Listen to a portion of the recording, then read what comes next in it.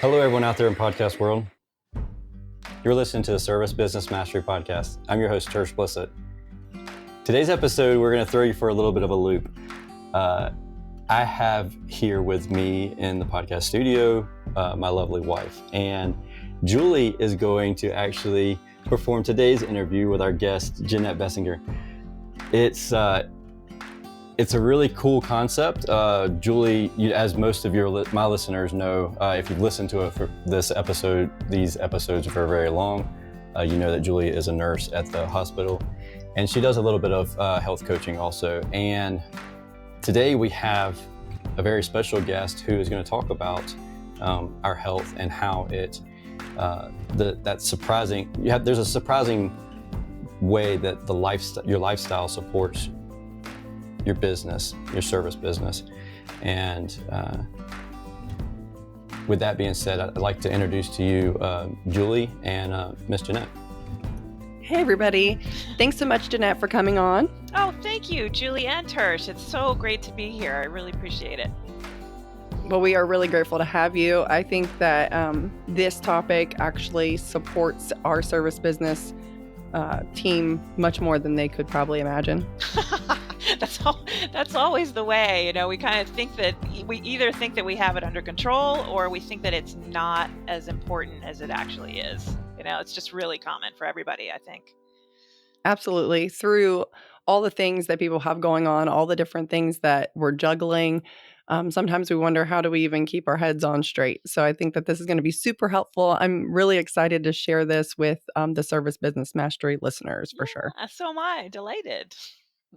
Jeannette, can you start off with introducing yourself and just letting everybody out there in podcast world know more about you and just kind of why you are supporting this cause so much? Okay, sure. Yeah. So I recently rebranded, and my business is JeannetteBessinger.com, but I actually had a pretty long career, 15 to 20 years, as the clean food coach. That was my primary brand. And I've shifted gears a little bit, but my expertise is food and eating and your relationship to life as it unfolds. That's sort of the easiest way to say it. So I operate now primarily as a speaker, teacher, presenter, coach. And I have one flagship program that I'm working with. We can talk a little bit about that. But I've kind of streamlined what I do for a number of reasons, but the biggest one is that I was just seeing over and over and over again in my private clients when I had a private coaching business. I was seeing the same kinds of issues coming up again and again and again. It really was just like a broken record. And particularly people who are hardworking, people who, starting your own business, or you're running a service industry where you are in a position of kind of outputting all the time. You're really sort of giving, and there's the additional pressure of 2019, 2020, where we just feel like we have to be on top of everything, every new development. We have to be connected constantly. We have to be moving all the time, and that is sort of adding an additional stress. It's really cranking the situation up a little bit more. And so what I do now is in a way a pushback. I would call it a course correction against that mind body eating framework that we almost kind of fall into. I just keep seeing it, this sort of stressed, staying on top, holding this kind of bracing posture. So a lot of what I do now is help untwist that or unwind that a little bit. I love that. We relate to that concept so much. Tersh and I light the fires at both ends, and we just see how long we can run. And another analogy that we were given once by some really great life coaches were that we stretch our rubber band out as far as it can go, and we continue to do that. And we do it over and over because we can see how far we can stretch ourselves, and then we become brittle. And it really takes a toll on your lifestyle and your family life, and even how well your business is doing when you just continuously live a lifestyle that's really unattainable. Our expectations, we set them higher and higher. Yes. Yeah, you pretty much nailed it. And I love that. I love that image of like the rubber band that's stretched so tight that it becomes like hard and it just sort of starts to crack and it loses its elasticity. That's really perfect. And it's an illusion, this pressure, this idea that we have to kind of go, go, go, that there has to be an intensity or a fire that never goes out, that you just keep feeding, that that's the way to achieve your goals, to get your business to rock and roll, to attract your clients, to run your family, to be a great parent. That actually is a gigantic illusion. It's not true at all. And when I say that, though, I want to be careful because there is 100%, there's a place for pushing to your maximum. There's a place for pushing the envelope. Absolutely. If that's done strategically, it can really speed up your progress, either personally or professionally at the right time. But as sort of a default setting, it's really problematic. And I can speak to this because I've been in business for myself for 20 years and I burned myself right out. Right. Oh So yeah. that's, you know, Yeah, I so think that eventually you do, the candle wick gets really short, and it can happen in different ways and at different times, but it's not something you can sustain indefinitely. It's just not. yeah, I absolutely agree with that. And is there a specific place where you know the limit is? Is that different for different businesses, different business owners, different lifestyles? That's a really good question. One of the ways that you can tell that you're coming toward your limit, because you really don't want to reach it, you really want to sort of anticipate before you get into that place, because when you're past your limit, you're getting sick, you're forgetting things, your kind of well-being is out the door, like you're in a stress mode, like anxious or snappy all the time. And it may not be an actual full illness. Sometimes your body starts to tell you, like you're getting the neck ache, the backache, the digestive distress, even like chronic sore shoulders, migraines, jaw tension. Like that's really, you've gone a little bit too far, and your body's trying to help you do, your body's always trying to serve you. So whatever you say, I'm going to do this, your body's going to do its level best to help produce for you. And we can push it, we see extreme sports all the time, we can push it beyond the norm, but at a certain point there is that breakdown on the other side. So I would say warning signs are when you start feeling like you're on a treadmill and you're just going and you're not really gaining any purchase, like there's no satisfaction. If you feel like the last time you softened your jaw or took a break, you can't even remember. You look at your relationships, how your relationships are functioning, and I mean all of them, not just your partner or your children or your parents, but your friends, your coworkers. Like, are those flowing? Is there a lot of social time? Do you feel rested? Do you feel comfortable in your body? How's your weight? Are you under eating? Are you overeating? How does your body looking? Look at your skin tone. All of these things will sort of give you these pointers that if it's starting to look a little run down, if it's feeling different than it has, like than when you were at your best, then you might want to pay attention. Might be a sign. Yeah, you start pushing in the limit that much, all the things start falling apart. Your Yeah, body doesn't know how to keep up. that's Yeah, for exactly right. sure. And you mentioned talking about food and the relationship with those kinds of stressors. How does the food correlate with being burnt out with business? Do you feel like that's something that you notice trends with how people relate to food and how it Oh my becomes something goodness. they lean on? Oh my goodness, yes. It's there absolutely are trends. I think they're hand in hand, almost to the point of chicken and the egg. Like I'm not sure which one leads to which because they feed into each other, interestingly. Absolutely. So our I mean, it depends kind of what you're looking at. If you're looking at the standard American diet, the way that we eat in this country, everyone, we have since the 80s, the average amount of time a person spent cooking a meal, whoever was that person in the household, was 2 hours a day.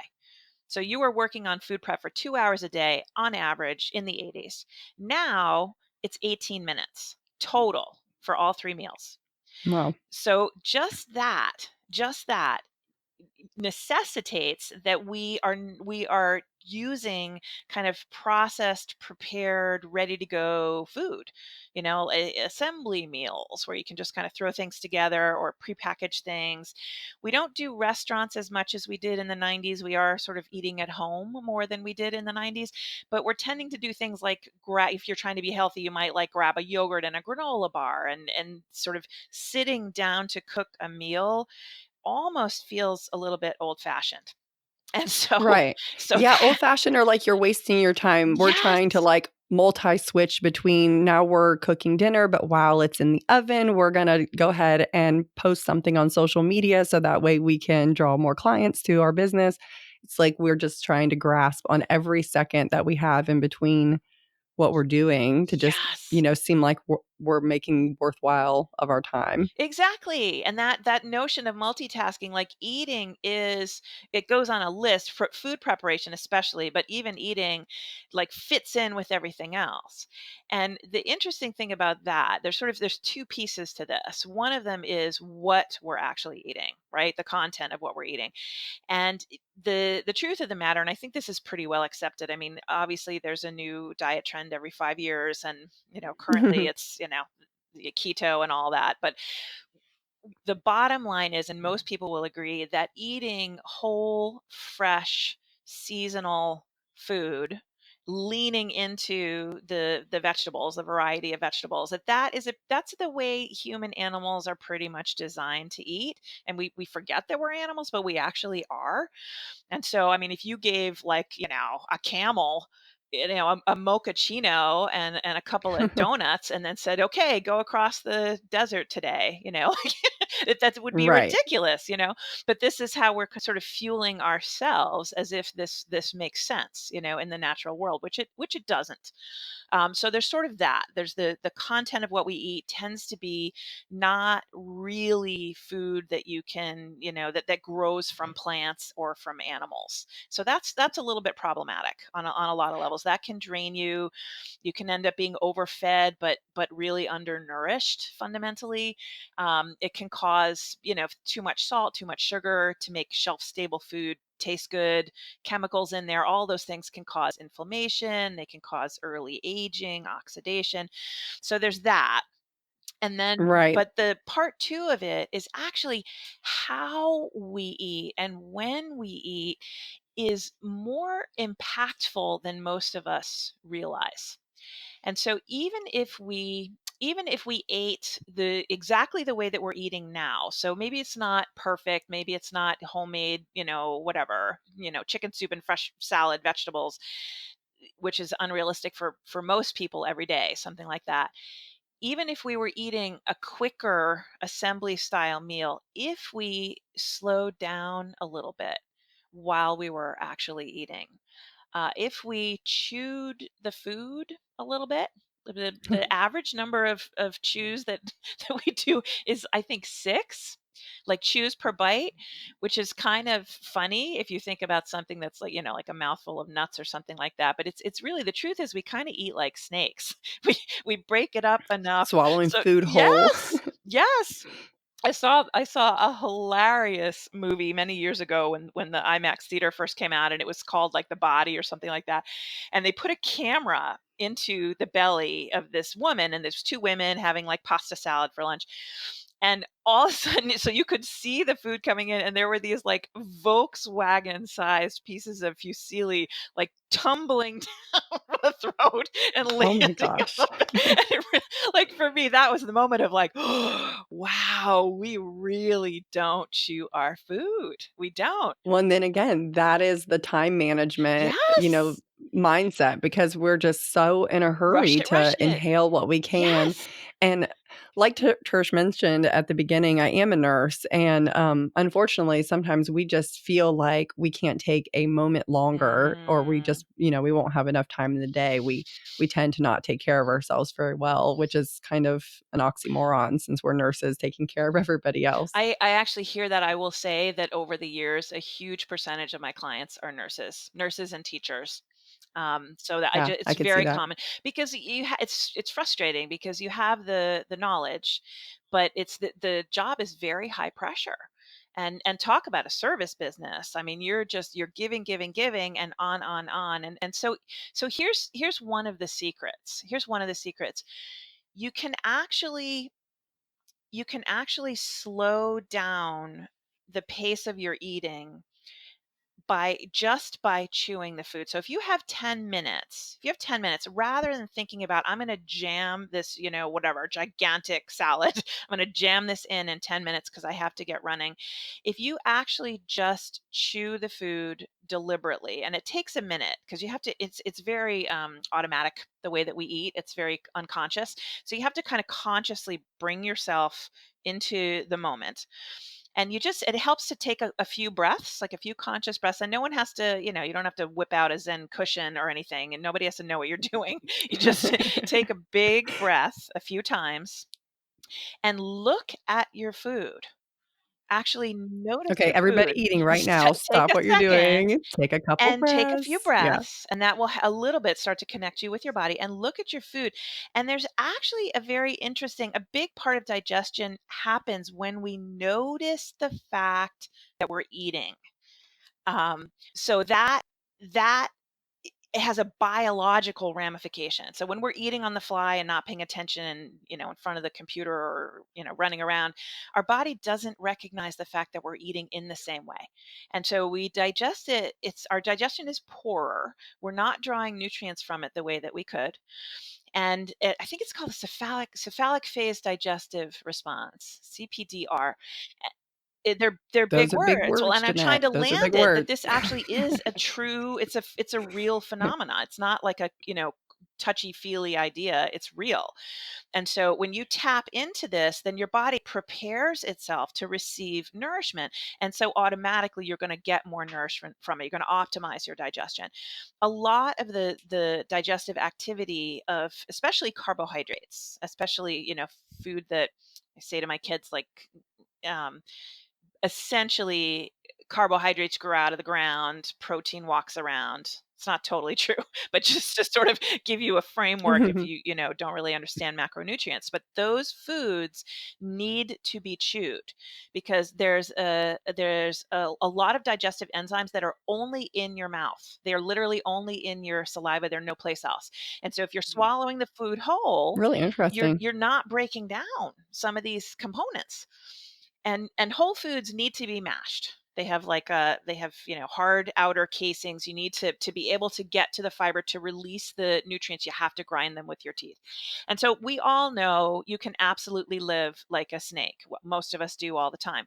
But even if you're time pressed, by slowing down, noticing your food, even if you don't do the whole meal, honestly, even if you consciously chew 1, 2, 3 bites at the beginning of that meal, that is going to change the way that your body receives the food. And fundamentally, even if you eat less, you will absorb I like that. more. And this is Yeah, the key. Yeah, I that's the think way that to a think lot of our about it. guys that are in the service industry, anybody that's still in the truck, I know our mindset is trying to get you to be new business owners and newer entrepreneurs. But if you're in the truck or even as a business owner, you're going from site to site or you're just traveling around, a lot of times we're tending to just want to hit that drive through for the sake of time. We haven't managed to pack a well-balanced lunch, or we just haven't thrown it all together to be able to go from place to place feeling prepared. Preparation is key. Yeah. But if we're going through a fast food, you have any tips for that? Yeah, so my first tip would be everything I just said. And it sounds a little bit strange, but actually going through that whole process with anything you're eating, literally anything at all, is going to improve the way your body receives it. So that's the first thing. And the second thing is when you're looking at, if you're driving through, you want to think about almost everyone. Like I would almost take a bet that most of the people listening on this podcast right now are not eating enough vegetables. Like that is really the place where most of us fall down. And it's partly because they're just not as appealing, or we don't know how to cook them, or we think we don't like them. Our palates weren't sort of tuned to them when we were kids. But if you think about, as a general rule, how can I add So, extra and French fries vegetables? aren't That vegetables, is a right? bonus. Vegetable Yeah, French not fries a don't count. potato I'm cut really up, sorry. fried. Not, and so if you made your own potatoes at home, they would count, but the little strips that are, like, salted to high heaven that you get Darn. in the in the red All right, raise container, your hand sorry. if you're in the truck And if they wishing those french fries you're eating counted. and so here's what I would do, like, get the french fries because we need the relaxation, we need the comfort, that's real, and so take the comfort and the pleasure and the relaxation from eating. Like, we're gonna take it anyway, so let yourself receive it. So take that in, but here's what I would do. Can you cut down the french fries, can you cut that in half? So you're not eating the whole container, you're eating half, or if you would normally get a large, can you get a small? If you're getting a burger, can you make it a single patty instead of a double? Choose the grilled, always grilled option over fried is going to be a healthier choice. Um, if you are, there's a whole debate about carbohydrates in general. Most of us, especially if we're carrying extra weight, most of us are eating too many simple carbohydrates.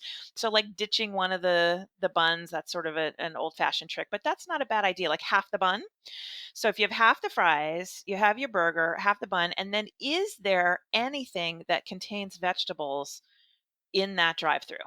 Is there a salad? Is there steamed broccoli? Like sometimes if they do like a baked potato, they'll have like a broccoli option. Like, can you just get the broccoli?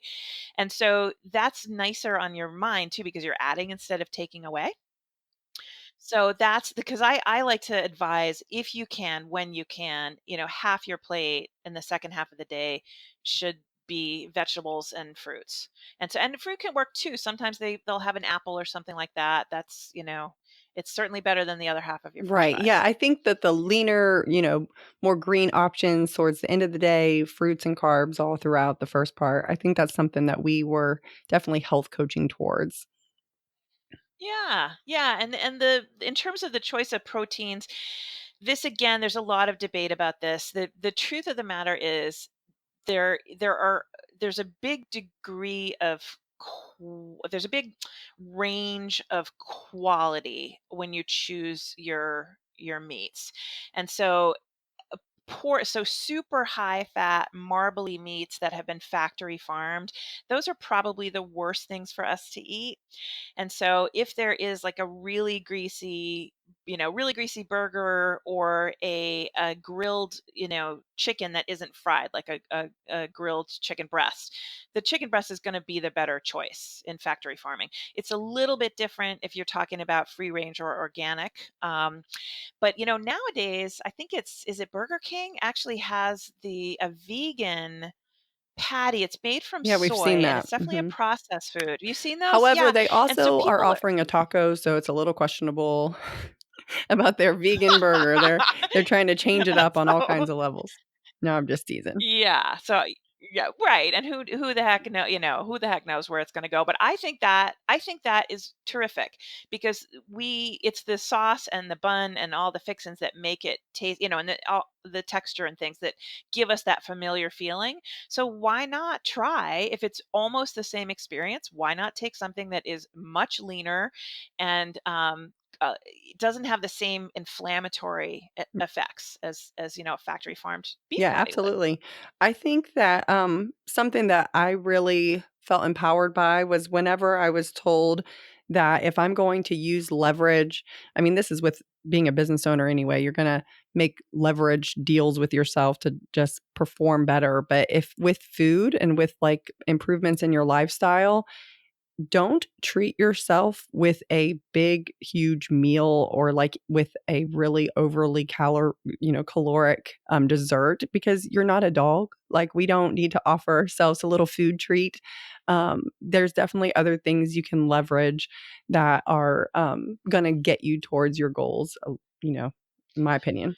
It's really well said. I mean, it begins in the early days when it's like just eat your broccoli and you can have some pie. A Exactly. lot of us are sort of conditioned, like food becomes that reward. Even in classrooms and things when Mhm. we were growing up. It's like, yo, good job, you're top of the class. Have a Have a lollipop. Yeah, Snickers, like, and right? it really is. I mean, we have 4 children, and that in itself is a Oh, lifestyle so you're adjustment. busy. Wow. But Good for thank you. you. Yeah. Well, to not bribe your child with a lollipop, like, or Right. bribe them It's with something, hard. it's really hard because we start to just find the comfort in food and see it as a reward. And I think that starts it off, like the whole process, in a really negative way. So if you can Yeah. just totally think of something non-food that you can reward yourself with, that will just set you towards, I don't know, a more improved process, then that's much better. Well, it is, and I mean, and that's such a smart way to think about it because honestly, we use food. Many of us use food to give ourselves that break, or like.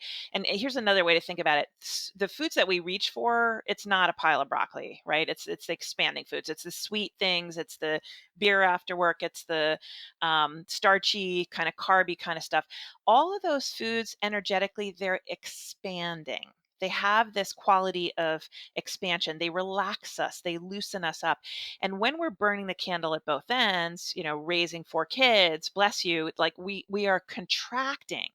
We're contracting. So it's like we're doing this, we're bearing down, we're clenching in all day long, and we've got to have something that will let us like open up and let go. And so we have to do that. Our systems know that. And so pretending, like saying that we don't, isn't true. So food does do that, especially sugar, flour, and alcohol, especially those foods. And when you take it to one extreme or the other, and I'm not speaking poorly about any one diet or anything specifically, but whenever you go to 100%, I'm only eating meats and vegetables, then you're cutting out 100% of your carbs. People tend to relapse, if you will, Yes. and then have these all or nothing concepts where they're either all in, or they don't find a happy medium where if they have a half of a slice of cheesecake that they share with somebody, then they're like, okay, you know what? Now I'm going to have the pizza and all the fried foods I can, fit in one night because I'm going to start over on Monday. That's it. I call that breaking the seal. When you when you like put this moratorium, you're like, I can't eat that ever. And you tell yourself, so every time you look at it, you're like, well, I can never eat this ever. And it becomes this like huge mountain, like that you feel like you have to climb over every time you say no, until you say yes, and then forget it. You're gonna, all bets are off. You're stacking the stuff, you're mainlining, before within a week or two. And that is Yep. And you've absolutely. destroyed everything. Yes, you and it's actually worse than before you started. And so going kind of cycling back, using that, cycling back to what you said, finding other strategies that make us feel good, that help us relax, that give us that feeling of expansiveness and downtime and ease. Like the problem is food does that really well. Really well. Right. Oh, And yeah. so it's really effective. It works and it's easy and it's socially acceptable. And we've been trained to kind of use it as a reward since we were kids. And so that it's really hard to sort of say, okay, I'm going to work and find something else to do. But ultimately, you really do want to be working with moderation. Like when you're going through the Oh, fast yeah. food thing, you want to be able to have a part of something so that you can enjoy it, but that's not dominating. So Yeah. that's also going back to the veg, like that's a reason to, if you can kind of fill up a little bit on the vegetables, you're increasing the volume of what you eat, but you're bringing the calories down. You're increasing your micronutrients, so you're fueling all of those hormonal systems, which are like the communicators in your body. So you're improving your digestion, you're improving your sleep capacity, you're improving your energy level, your health outcomes, like all of that is happening literally just from eating vegetables. And you're not quite, over time, if you do this, you're not quite, that lunge for the sweet thing isn't as strong. You don't feel it as deeply. But even Right. Yeah. Oh, sorry. well, Go I, ahead. I just was going to say, like thinking about things that aren't, I split my programming into on the plate and off the plate, and figuring out some other ways that can fit into your tight schedule, that fit your lifestyle, that have the same effect as, binging on that delicious treat. Like you got to figure out what those are. I call them the P nutrients. Pleasure or passion, purpose. Like you've got to find those off the plate, or else you're always going to end up falling back onto the plate. That's just what happens. It's just human. It's very natural. Yeah, boom. I really like that. That was great. I think that that concept of on and off the plate, that really would make a lot of sense to service business owners because we're always trying to figure out small strategies to reach a massive impact on whatever it is that we're doing to, reach our clients more effectively and have a better, experience. I think that if we could incorporate that in our own lifestyle and figure out those things off the Yeah. plate that bring us all of those Yeah. peas. I think that that's important. I like that, Jeanette. You're Thank you. welcome. And they're super, obviously they're very, very individual. They're very individual. And so it's going to depend, one person, loves going out and getting really physical in a fun way like playing a game, but for somebody else it's reading a book and being in a bathtub. So you have to figure out what it is, but the thing that you want to think about is what is giving back to me? What is expanding my energy? What is in a way softening the edges of this kind of hard grip that I hold all day? What softens me? What opens me? What relaxes me? And I know that's very feminine language, and speaking to men, they're like, yeah, Mhm. yeah, yeah. But actually, men need it absolutely as much as women do. And for men, it might be more like thinking about refueling. How can you fill the tank with something that isn't food? Like, what is it playing Right. with your kids? Is it some kind of, hobby or something that really does feed you? Not to just, do it because somebody tells you to do it, but because you from the inside you feel like, yeah, this is actually why I work so hard. Why do you work so hard? What do you want on the other side of it? That's what we want to be able to pull in small bites, to pull into our lives in a more regular way. Yeah, list 10 things that are gonna fill that tank for a man.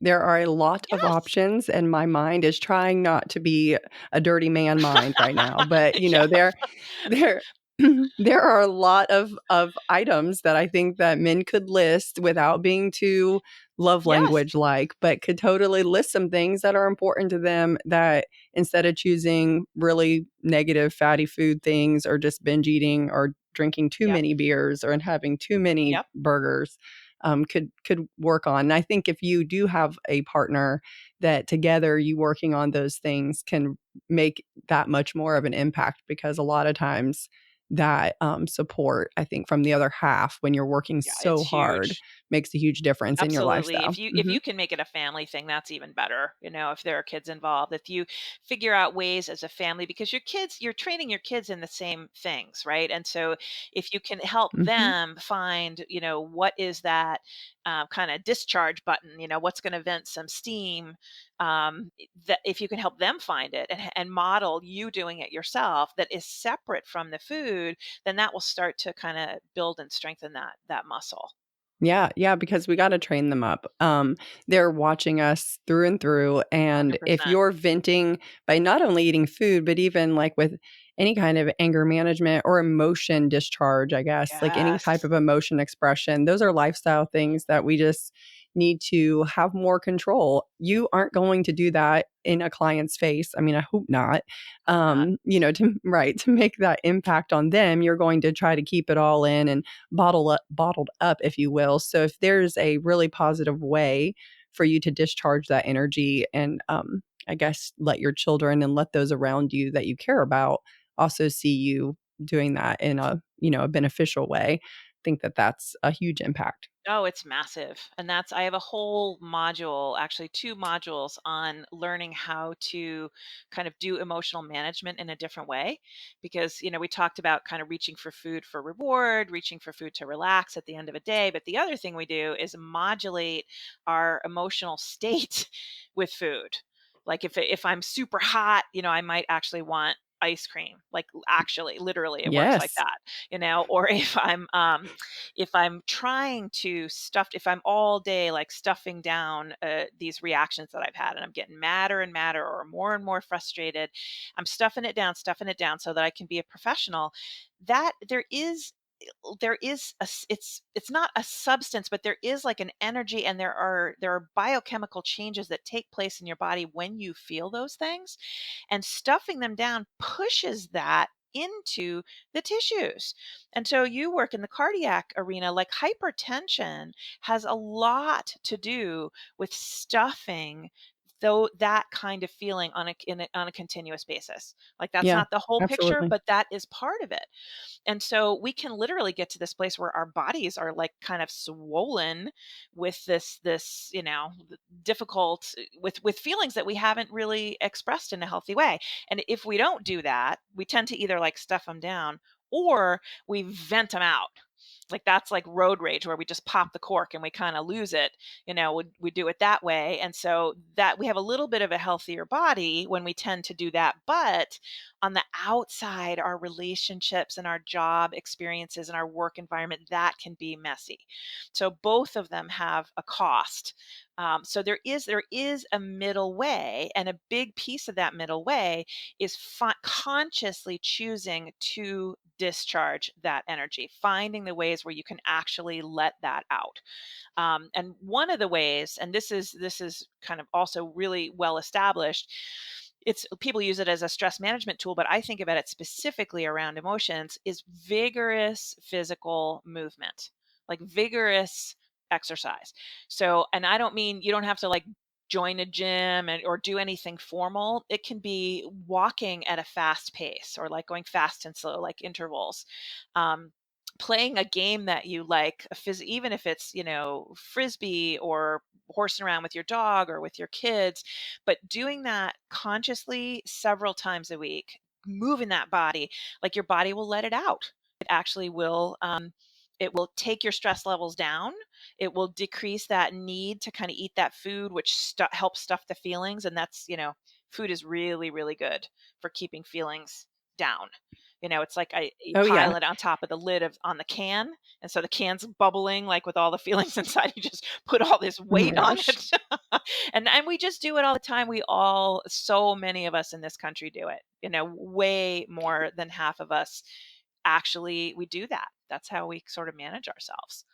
Um, Yeah, I would definitely agree with that. And I think that in regards to the motion, something that people need to realize is it's habit forming. Like you yes, need to create a habit to be able to start even feeling like you're, working really hard in that aspect, like being able to have the vigorous exercise. Maybe set your running shoes next to your bed. So, not that you're going to trip and fall and remind yourself, but just a subtle reminder of something. Have your actual clothes you're going to work out in near your bed or near wherever, just so that it reminds you to have that, activity for the yes, day. building that pathway, building that groove in your brain takes work initially, but eventually it moves around to the back of the brain and it becomes automatic. So if you think you don't have to work this hard and climb over that hill of getting yourself to do it forever. If you do it for a set amount of time in a regular way, then something else will take over. And it's like you don't have to, work super hard to brush your teeth, right? Hopefully. Like it's Oh just yeah, something you right. do. You can actually get to the point where movement is like that. And another thing I would suggest, which can be really helpful, is accountability, like with somebody else or with a group, because that is just Yeah, I so like that. supportive. So if you're like, okay, you have a buddy, you're going to get up at dawn, and 3 times a week you're going to walk or whatever, or a play group, if you're moms, or if you like competition, there's tons of gyms and things. There are tons of kind of boot campy style things if that's your thing. But I wanted to say that it's not just to look good. Like it's like the vegetables. It's way more bang for your buck than you realize. Like it's working on so Oh yeah. many different levels that the movement and the vegetables are a lot. It's not sexy to talk about these things. Like I know, I need to eat more vegetables and exercise, Right. but actually you really do. It makes so many things better when you do that. Absolutely. You are going to have so much more energy. You're going to sleep better. Your Yes. sexual life, all of that is going to be better. Uh, Big Yeah, I improvement. mean, honestly, your day-to-day operations, you're gonna wake up with so much more intensity and just intentional, and you're gonna wake up with so much intention in your mindset to be able to just go through the day having just massive impact, just being able to make things happen and change your Yeah. business and having that growth. Yeah, it will, if you start to fuel yourself properly, and a lot of, if you can think about it like the life energy and food gives us life. If you're eating like live foods, if you're adding vegetables to whatever you're eating, if you're trimming down that salt, sugar, poor quality fats, choosing healthier meats, using moderation, if you're doing all of those things, then you are giving yourself the foundational building blocks that your body needs to be able to pump up that energy. And then if you're working really really hard, but then you give yourself relaxation, you give yourself downtime, you let yourself discharge the emotional intensity, it's the other side of the teeter totter. So if you consciously make the time to do those things, then you can show up, you really Right. can show up again and again and hit it hard, because you're giving yourself back what you need. And you mentioned sleep. Like sleep is another, that's like sort of a third pillar of these things that we're talking about, that I would say is enormously important. Again, more than you know. It's an obvious one. Yeah, we need to sleep to feel better, but actually the sleep time of our cycle in our daily lives is where our entire system resets. We actually reset. It's almost on a molecular level. So your digestive system, it's sort of like the janitorial cycle. Like you want to go to bed with the emptier your stomach is when you go to sleep, the easier it is for your body to kind of clear out that waste. So you're flushing everything, your lymph system is getting active, you're kind of this is happening organically if you're not super crowded with food when you go to sleep. So giving yourself a couple hours before you fall, and then having that will happen all on its own. And then when you wake up, having like a big glass of water before you do anything else, Yeah, getting because you're in plenty of dehydrated. water, plenty of water Plenty of all water. throughout the day. Yes. All through, I mean, that's absolutely. And if you start with it before your coffee, before any food, you'll hydrate yourself automatically. You'll get at least 8 ounces. I drink I usually drink like 16 ounces of warm water, like as soon as I wake up.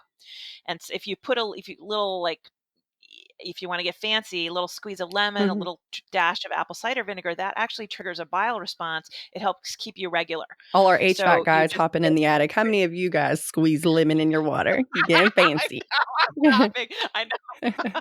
So, but I have done it for my husband, I will say. I have done that, Yeah, they like because it, they getting like it. it doesn't taste bad, and it kinda gets that rolling. But your sleep will also make, if you get a decent, at least 7 good hours, 8 is better, it just is. If you can shoot for that, at more than half the time, then your cravings for all those other unhealthy foods, those are gonna calm down a little bit. And so because the first thing you want when you're exhausted is like carbs, like starchy carbs, because it gives you like that quick energy boost. And so getting that sleep will help prevent that from happening. It's going to reset your whole system. Mentally, you are refreshed in a very powerful way. That's another kind of a natural discharge that happens all night long. So, and then if you get up, if you have the water right away, and if you can move in the morning, if that works out, I'm a big fan of exercising first thing, because it really, all of that passive detoxification cycle, like the lymph system, it doesn't have a pump the way the heart does, like for your blood flow. So you are the pump. So like moving your body around, just going up and down some stairs, taking a short walk, like that's a terrific thing to do in the first part of the day. And you're like refreshed, you're reset. So that one I think also is powerful. Yeah, I definitely agree with that, Jeanette.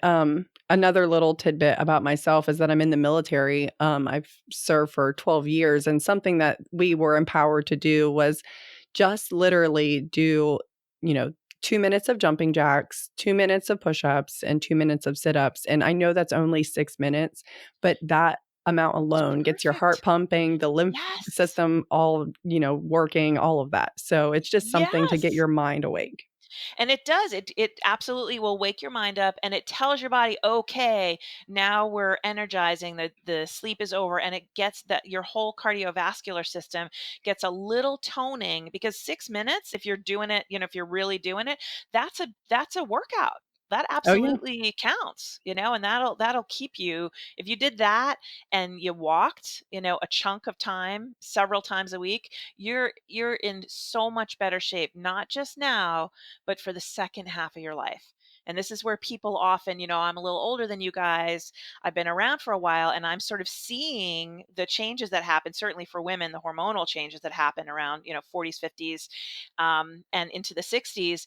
But boy, we don't think in our 20s, 30s, and even early 40s, we don't think about the impact of what we're doing on how we're going to feel if we're lucky enough to live into our 50s and 60s. And I will tell you what, it is much easier to do the right thing and prevent the problems than to deal with the problems after they've gotten started. That's And right. we have an epidemic of lifestyle issues. Again, as a nurse, I'm sure you're very aware of that. We have Very aware, problems. unfortunately. And Yeah. so these are small things we're talking about that can be incorporated that will really have a big impact as you age. Yep, I like it, Jeanette. I think that right now, everybody listening, challenge to you at least 6 to 10 minutes in the morning, get your water in, and just get your mind right to be a powerhouse through the day. I love it. Love that. Well, Jeanette, I think that, initially I was thinking I would ask you like top 3 tips of lifestyle transformation, but through this entire session, I think that we have just given everybody an abundance of value. And I really appreciate you coming on. And I think that the Service Business Mastery is going to rock and roll with what information you've been able to give us. Oh, well, thank you so much. I'm delighted, and I just love reaching out to people who are in this arena. And to you, thank you for your service and for having a big family. Hats off to both you and Tersh. I just think that's phenomenal. And so the work being done is terrific, and we owe it in a way to the world to take tremendous care of ourselves so that we can keep doing it. I like it. Thanks, Jeanette. So, Jeanette, thank you. you again for coming on the podcast. And if somebody wants to get in touch with you, learn more about you, what's the best way for them to reach out to you? So my website is JeannetteBessinger.com, JeannetteBessinger. It's all double letters. And I'm going to have a page with this podcast and some free giveaways for people who are interested. That will be my website, JeannetteBessinger.com/SBM. Service Business Mastery. Perfect. So that's a good way to drop in and check me out a little bit. Awesome. Okay, so before we go, I was listening in on this conversation also. Really quick, Julie, I'd just like to get some feedback from you. Like, what's your biggest takeaway from this? I mean, while you're thinking about that, I know you've been writing down tons of notes. I've been watching you. But I think my biggest feedback is that going to Burger King and getting a veggie burger is going to increase sex drive. That's what I heard, basically. So. Bingo. Then listen, if that's your takeaway from it, go have a few veggie burgers, okay? Hey, why not? I love it. Listen, I'm not trying to turn this into a late night with Service Business Mastery. Not a sex podcast. However, my biggest takeaway is all the small steps and really just knowing that you can do a little bit at a time to make a huge difference. And honestly, as business owners and working in the industry, you know that doing just the small things for clients just mean so much. And like changing your process and holding people accountable, those are small things within business that are become something that's duplicatable and create a process to be able to have a larger company to grow. If that's what you're intending on doing, you can you can just have such a better process if you are working on it day in and day out, and eating well and changing your lifestyle and incorporating motion, having more water, all of that just is such a huge impact. I know it's like That's not one take. All right, that was a lot of takeaways. Listen, I soaked it all in. No, I hope everybody listening, you totally weren't bored. I love helping Tersh out and being part of the audience and being part of the the listening. I love being able to help as much as I can. And if you want to hear more, what I would like for you to do is take a screenshot and not only tag Tersh in it. If you love that, just tag me as well, and Julie Blissett on Instagram or wherever, and just give me a shout out and let me know that you heard and you liked what you heard from Jeannette and I. Did that make sense? That you liked what you heard from Jeannette and I. Thank you again, everyone, for listening to the Service Business Mastery Podcast, the podcast focused on service business owners, managers, and technicians who are considering becoming business owners themselves.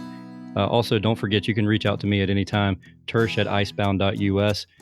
Most often people will they'll send me emails just to test out my autoresponder. As you've heard through this episode, Julie and I stay very busy. So one of the ways that I limit the expectations of instant replies on my emails is by setting up the autoresponder, letting people know exactly when I will reply to their message so that they're not sitting there waiting on me to reply to a message. So feel free to test that out. I get a lot of people that test it out, and then we turns into a conversation, but it doesn't have to if you're one of those type of people like me, was it extreme introvert. So anyways, thank you again for listening to Service Business Mastery, and we will talk again soon.